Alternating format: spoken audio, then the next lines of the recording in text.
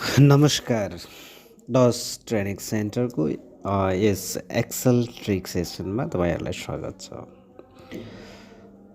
हामीहरू physical क्लासहरूमा advance अफिसको बारेमा मेनली फोकस प्रोफेसनल अकाउन्टेन्टहरूलाई फोकस गरेर विभिन्न किसिमका तालिमहरू दिँदै आएका छौँ र केही सर्ट ट्रिक्सहरू पनि तपाईँहरूलाई दिनको लागि म आएको छु डस मल्टी सर्भिसेस अर्थात् डस ट्रेनिङ सेन्टरबाट। र आज हामी प्र्याक्टिस गर्नेछौँ यस एक्सेल सिटमा टेबल प्रायः जसो एउटा प्रोफेसनल भएर काम गरिसक्नुभएका अकाउन्टेन्ट हुनुहुन्छ, सिए फर्ममा काम गर्दै हुनुहुन्छ, तपाईँले सिरियल नम्बर क्रिएसनमा टाइम स्पेन्ड गर्नुभएको छ भने त्यसलाई कसरी छिटो छरितो अपडेट गर्न सकिन्छ त्यो बारेमा ट्रिक दिनेछु।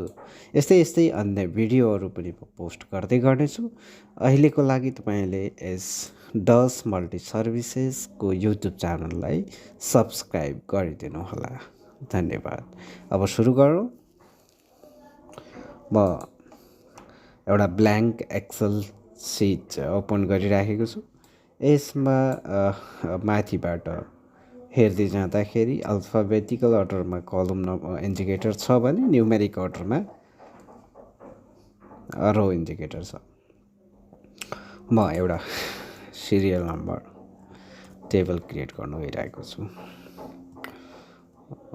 यसमा कस्टमर नेम हुनसक्छ,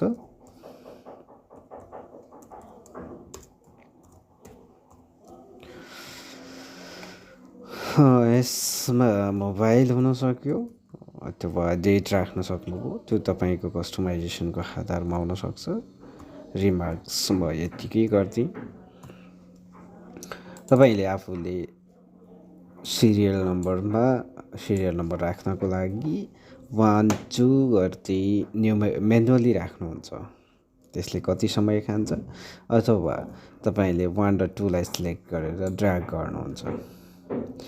ड्र्याग गर्दै जाँदा तपाईँलाई एउटा समस्या के हुनसक्छ भने तपाईँले बिचको कुनै पनि डाटा जस्तै राम 1 राम 2 गरेर मैले डाटा बनाएँ, राम 1 राम 2 यो ड्र्याग गर्नुभयो, यो सिरियलमा गयो। यसरी हामीले कस्टमर नेमहरू अपडेट गरिसकेका छौँ।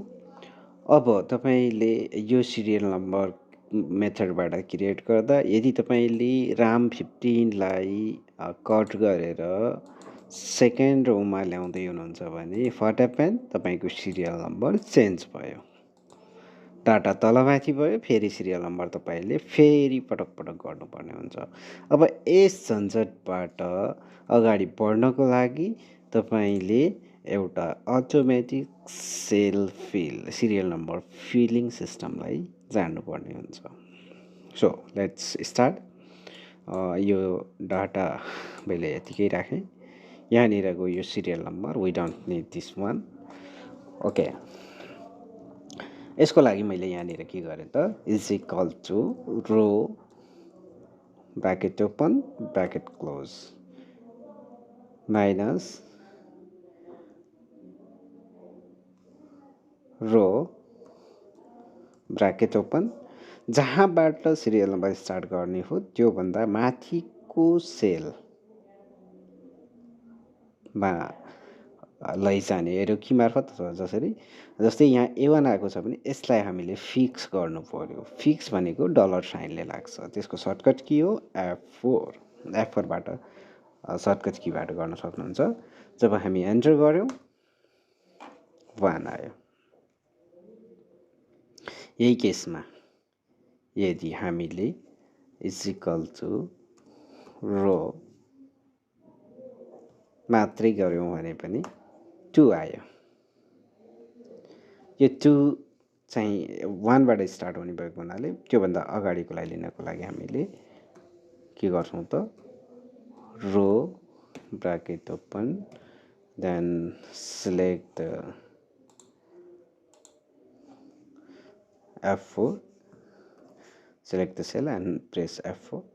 Now got 1 आयो।